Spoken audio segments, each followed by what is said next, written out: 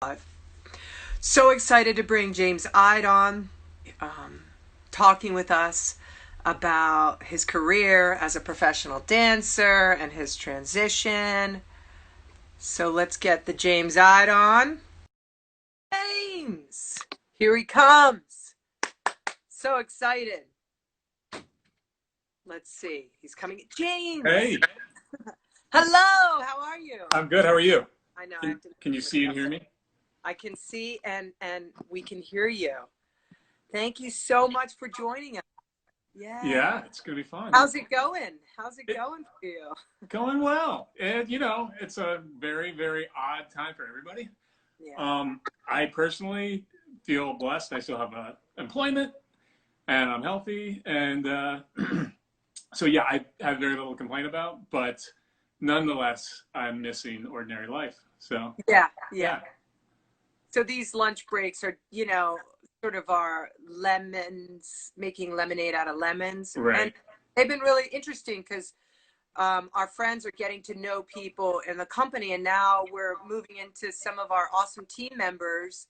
And so, folks know you as a dancer. You had a incredible 25-year career with the Pennsylvania Ballet. You were a guest dancer with BalletX years Mhm. ago when we started the company.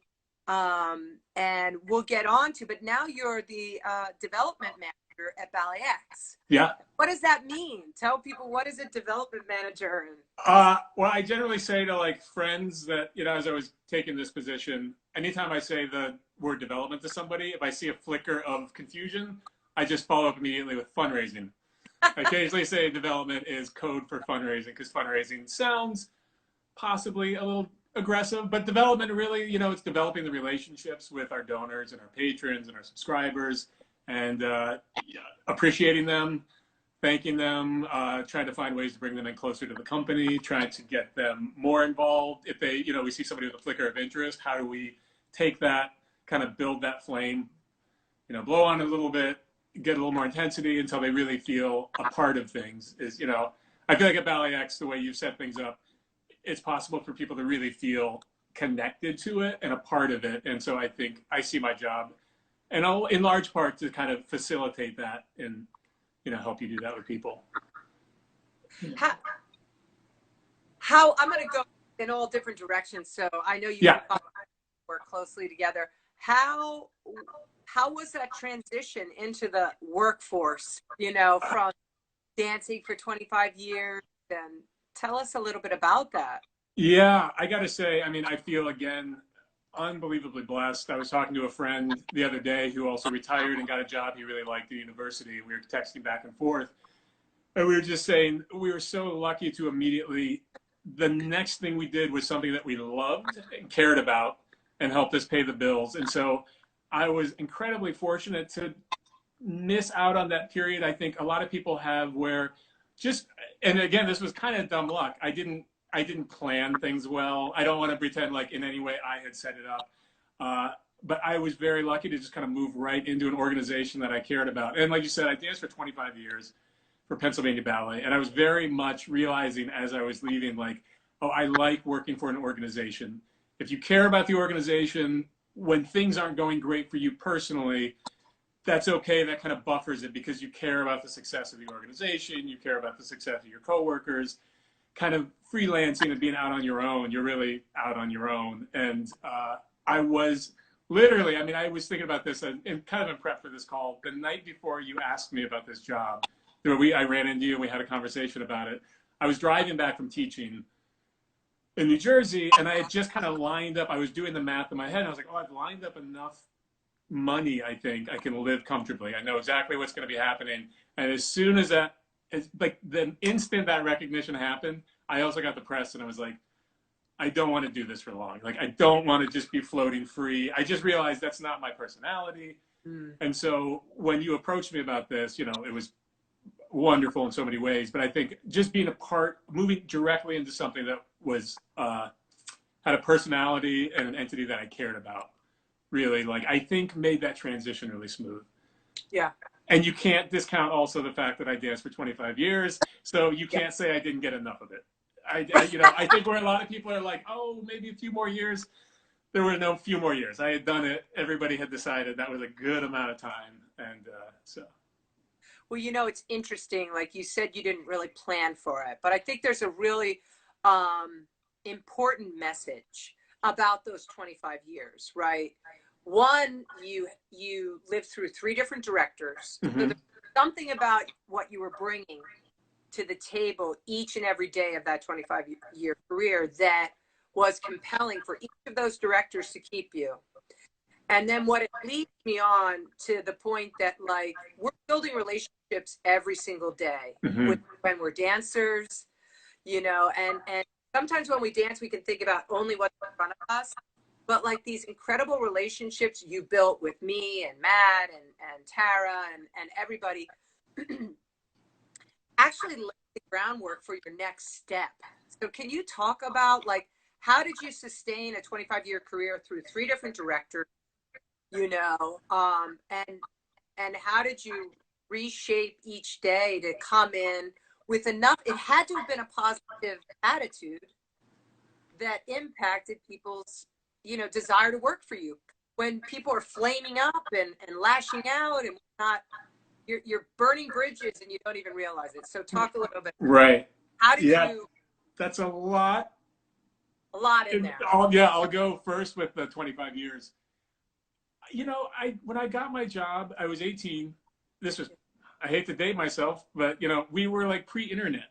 So when we were coming up, you had the school you went to, the company you watched around you, and then maybe if you were really into ballet, you would read Dance Magazine, you would borrow videos from friends. I loved dancing in that I loved the going to class, working hard, doing the rehearsals, and I didn't think much about the other parts of it. I didn't do a lot. There wasn't much research to do. You occasionally got lent a video of another company. I saw one company that I grew up with, Ohio Ballet, that unfortunately is no longer there. They did more contemporary works. They didn't do any full lengths. They didn't have a ranking system. They were more like BalletX. And so when I got into Pennsylvania Ballet, it was like mind blowing to me. I was in this big company. I didn't know much about the rank system, like I said. That was kind of new. I didn't really even know anything about like balancing style, what that meant, how that was connected to the New York City Ballet. All these things that suddenly became so important to our company and sort of my training there, our training there. Yeah. So, and I just say all that to say, to me, it was like such a success just to be there. Yeah. That I was able to kind of like small town, like stars. I was able to just appreciate that I was in the company for a really long time. Like, wow, I'm an apprentice for 2 years. I got a core contract. Fantastic. I really went through every level of, like, I know a lot of people come in, they've been to great, amazing schools. They've done competitions. They've got these things.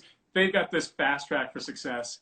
And I was thrilled when I was consistently used for all the first class core things. Do you know what I mean? So, Yeah. and I don't mean that in some sort of false humility, but it was just sort of the transition. I had to kind of fight to get each thing. And so, like, wow, to be in a ballet I didn't have to be in. Like, they didn't need every single guy, and they picked me. I kind of was able to celebrate all those things along. Of course, that dissipates over the years, and you want more. But that helped, I think, in the longevity sense. And then, you dance there for a long time yourself. We have seasons in our life where we work really hard, we're really motivated, we're pushing, we're putting out all the good things, and we get rewarded for it. Times when we're not being rewarded just because of what's available to give you. Maybe it's a bad year. There's just nothing for my skill set, and you can get discouraged, or because of things going on in your own life, do pull back, and you suddenly realize you haven't been working that hard. People have noticed. You're not really ascending anymore. You're not really. I'd say if I had one really good quality, because I've got every bad quality that everybody has as far as, fluctuated in those things. I think Sure. the thing that really helped me survive those years, I've thought about this a few times, is when it really got down to the moment where I was like, oh, they don't particularly want to cast me for these things. They don't want to do this. I was able to kind of dig in and go, okay, I did this. This was my fault. I made this happen.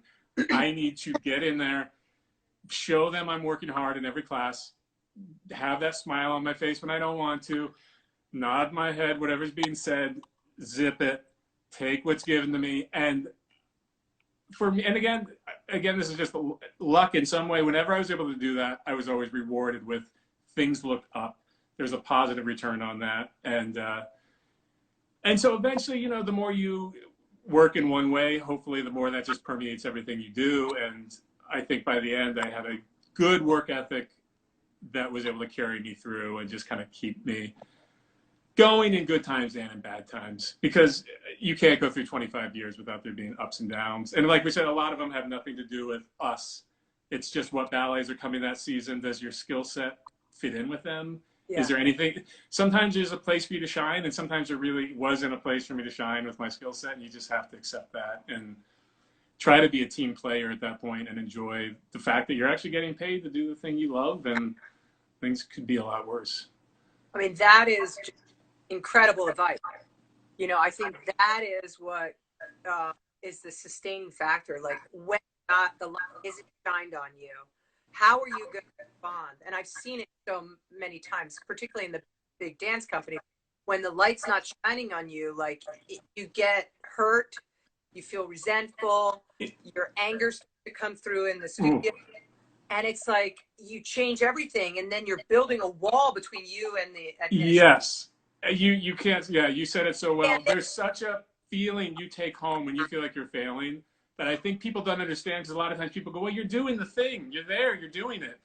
But we all have such a desire to be rewarded, to be appreciated, to be in the inner circle, whatever it is, to get great casting. And when you don't feel like you're getting that there, it is a very sort of hurtful, lonely feeling. And the initial reaction is to be angry, is to sort of protect, to say, it doesn't matter what I do. I work as hard as I can, and they don't notice. They reward this person that doesn't work. And trust me, I've fallen into that bitterness. But the hard work was always to go, okay, that might be the case, but how are you going to change it? Yeah.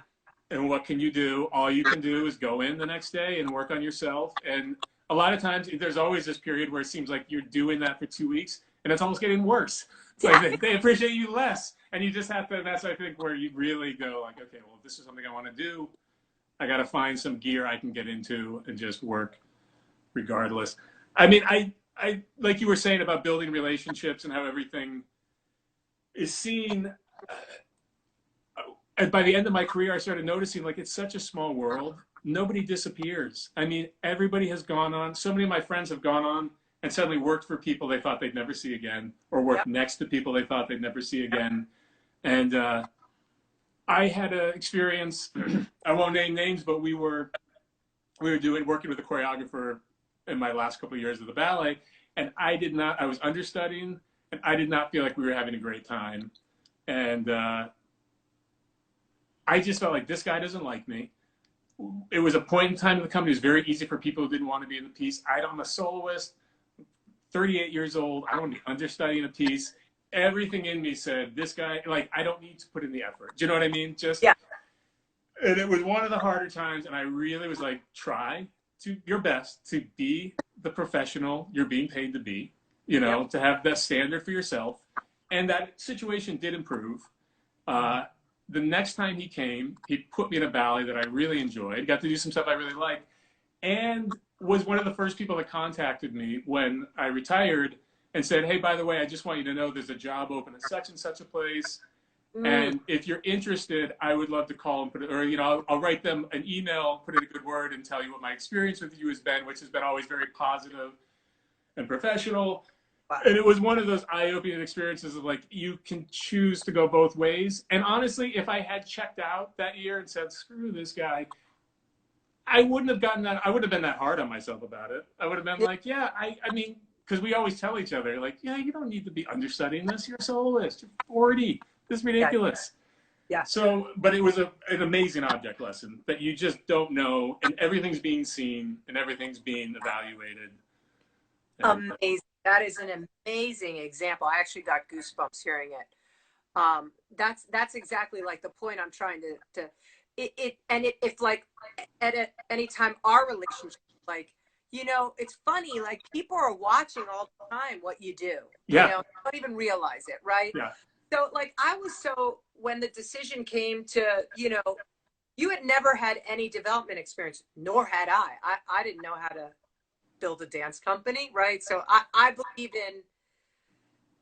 in passion, I believe in hard work, and I knew that you had all these similar values that, I've known you since you were 18. Mm-hmm. Um, and we've hired development people who were experienced and gone to school and whatnot.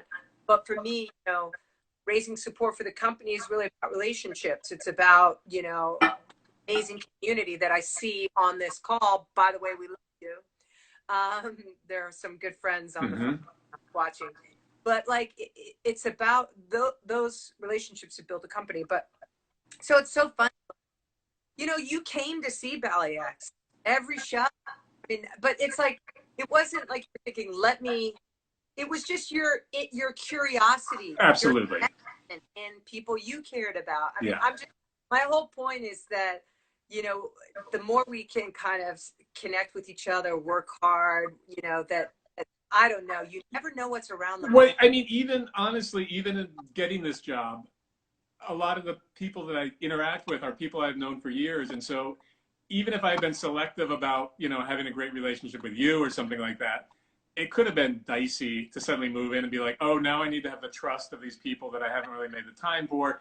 And not, I mean, they're wonderful people, so it was very easy to make the time and have it. But it was also an interesting experience to me. Like, oh wow, people don't just disappear unless you're going to get up and move to the other side of the world. Like, you just never know who's going to come back into your life and be important. So yeah, building relationships, developing relationships Yeah, is, yeah, pretty key. yeah, it's so important. And I certainly had amends I needed to people on in administrative roles at the ballet.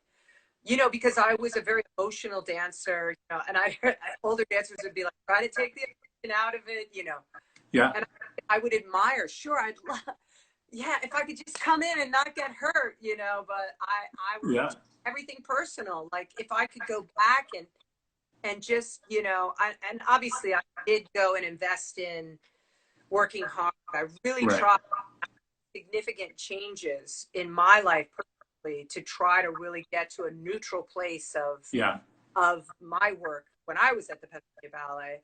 And then it was done. I mean, my career was, I was 36 and building BalletX, so I moved on. But such great lessons. So if we were to go back as a young boy growing up in Ohio,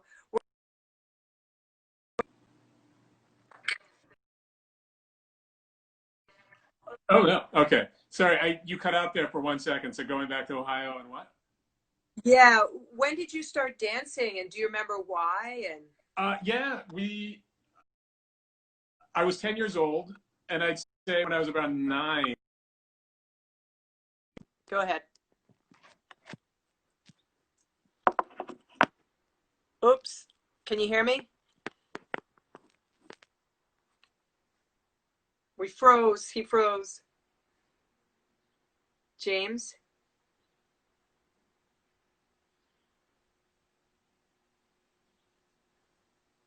He's back. Hold on one sec. Sorry, everybody. Little glitch in the sorry, Sorry James. about that. I don't know what happened, but Me. I had to turn up the volume and I screwed everything up. gotcha. Thanks for staying with us, James. Yeah, I'm back. Oh, Yes, I started dancing when I was 10. I think ballet probably came on my radar when I was 8 or 9. Ohio Ballet, the company I mentioned that was in Akron, would do a complete free summer series. So they would set up at parks like on a Friday night or a Thursday night, like a full stage with lights. I mean, yeah, like a mended stage. There were no wings, but other than that, it was a full size stage with lights. And then like at dusk, they would do like a 3 ballet program. And they would switch the ballets up all summer, and each park would do Thursday, Friday, Saturday night, or something like that. And they would do like 6, 7, 8 of them in the summer. Maybe I'm exaggerating, but it felt like they did a million. And because it was, good, wholesome, free entertainment, we would go a lot, and it was so fun. I was like, I want to say it wasn't like it maybe changed my perception of ballet. I don't think I had a perception of ballet. It was like the first thing I saw about it. They were doing all these contemporary pieces to like Philip Glass music and things like that. It totally blew me away. I thought it was so fun. Not in any way of like, I want to do that initially. I just totally took it in as like, this is totally a cool, fun thing that we go do. I had no sort of like ideas about it being uptight or any of the negative stereotypes that come with it. I thought all the guys were like amazing. They were like, all these guys were like in the best shape I'd ever seen anybody be in, lifting women over their heads. So all the negative things that can come with it just never crossed my mind. Right. Then my sisters started taking at a school where Ohio Ballet rehearsed, same building. And they took for about a year. And the woman who ran the school is our friend was Andy Carroll's mother, who's since passed away, who was amazing. And she was Russian. And she was just sort of like this classic, sort of intimidating Russian woman. And she would come out every time I was waiting for my sisters with my parents. She would come out and give me the hard sell that I needed to take ballet because they needed guys. She would go, "You need to take it, so you'd be perfect. I can tell you're going to be this, you're going to be that. You know, guys take for free. You have to try it. Do it, please. You're going to be so good at ballet." And she wore me down. And yeah, so after I think my sisters probably took for a year, I said sort of very like reluctantly, like, I think I did reluctantly because I wanted the option to pull out if I didn't like it, but I was pretty happy about it. And I said, I'll try it. And that was it. And then, yeah. You were in. I was in. And again, I was in completely as far as the work. I was very into it. It was fun. I liked the friends I met there. And it was all about like, can I get to the next level? You know, when you're a kid, like getting promoted to the next level seems like the most important thing.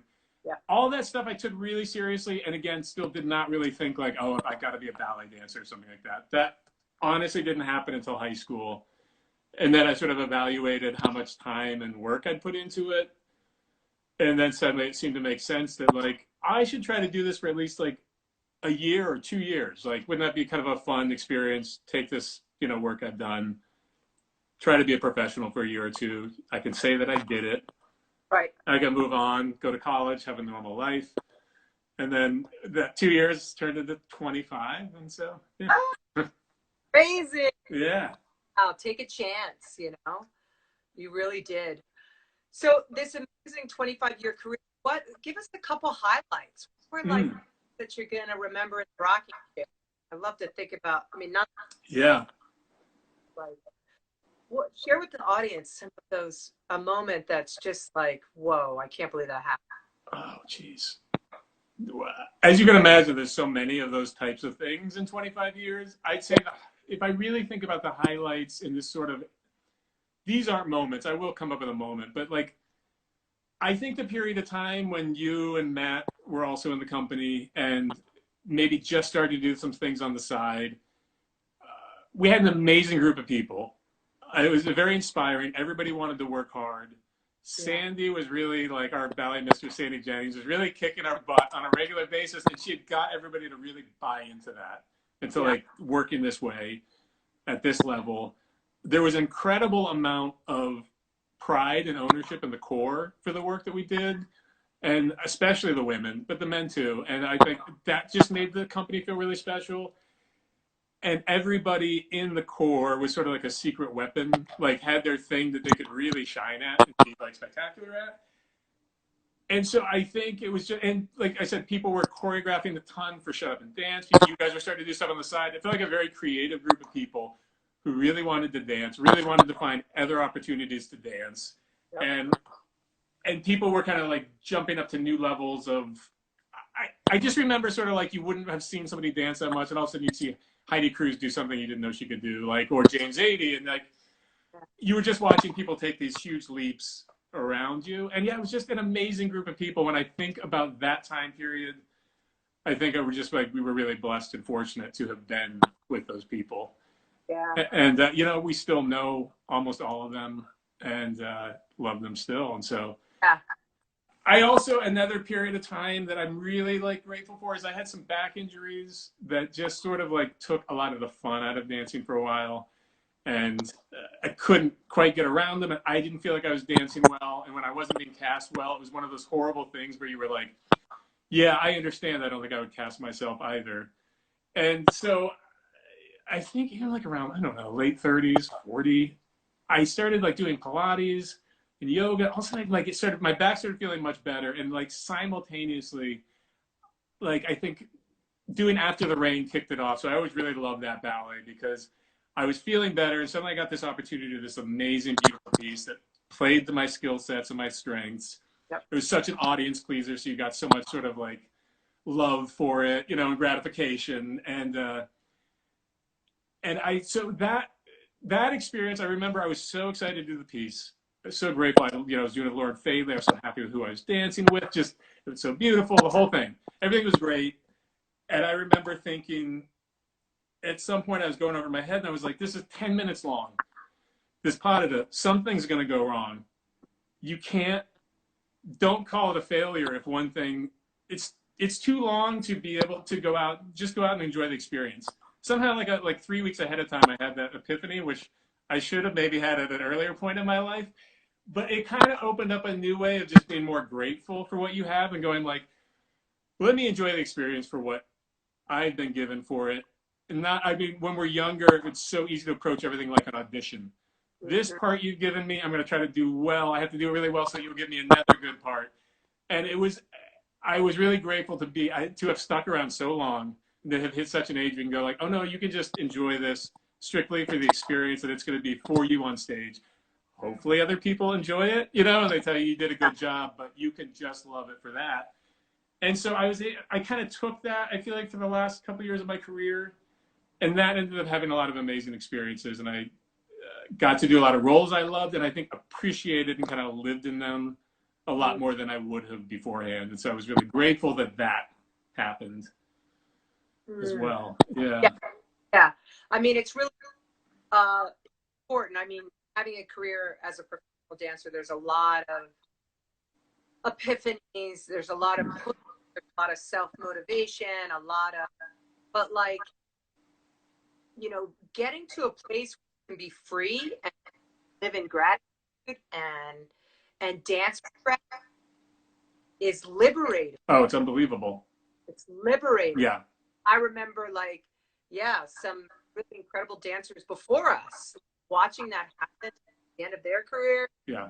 Oh, I mean, it's a level of commitment which you're striving for each year. And always. And all. Yeah. But yeah. being abandoned and free and open and with that, a calm confidence, not an arrogance, but a confidence. Because if you're doubting yourself, you can't be free.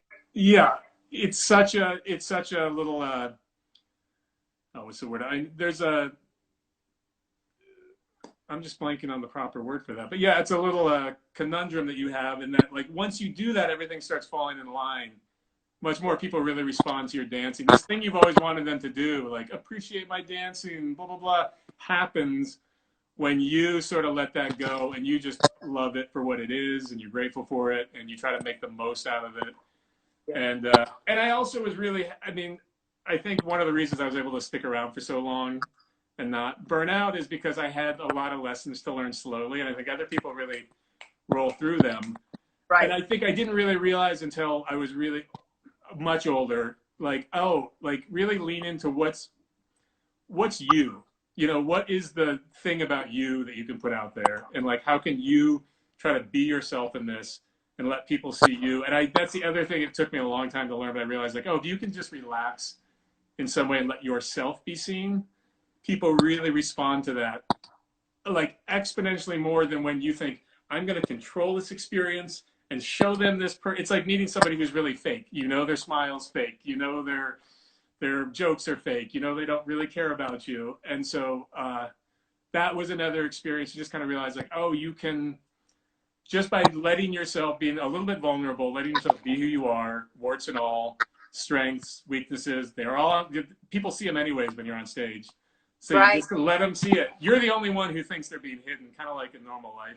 Yeah. And so, yeah. And so that was another amazing lesson / experience that I think about that had actual, like, it sounds like a broad, long thing, but it actually literally had this sort of like feeling and impact on a period of time in my career that I'm really grateful for. Yeah. Yeah. Yeah. That's incredible. It's so, I don't think people really know the dialogue that happens in a head. Years back, we did this program called Ihde, and it was an interesting program. The dancers would take class and we talk about what they're thinking, how they're thinking about how the shifts to the foot, making sure your heel's forward, how it shifts back into the combination, how it shifts for your hands, how it shifts. Are you free with your thought?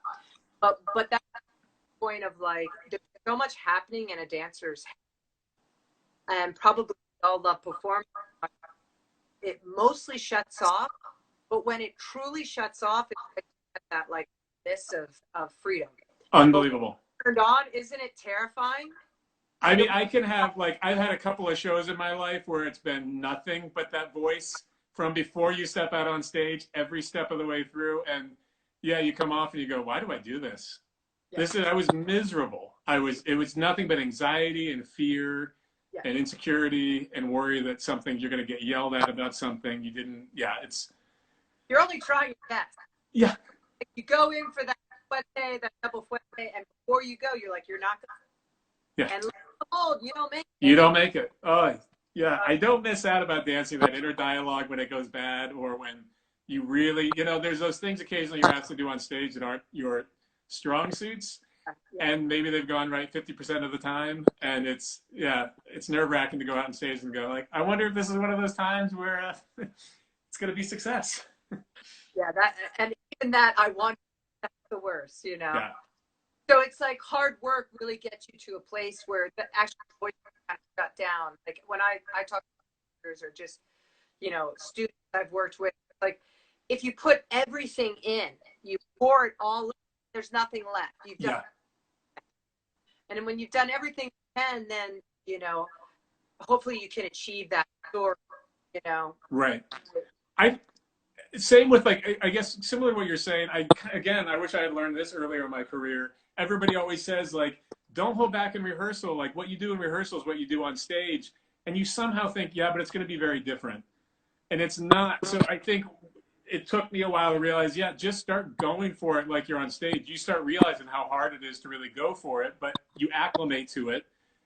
You build this sense of what it's going to be like. And then when the time comes you're on stage, it's not this big, crazy, wait, what? There's people here. It's harder to go big than I thought. It's harder to really like swing for the fences. It's like you might as well just do it from day one if you can. Really try it. And and then you'll be set.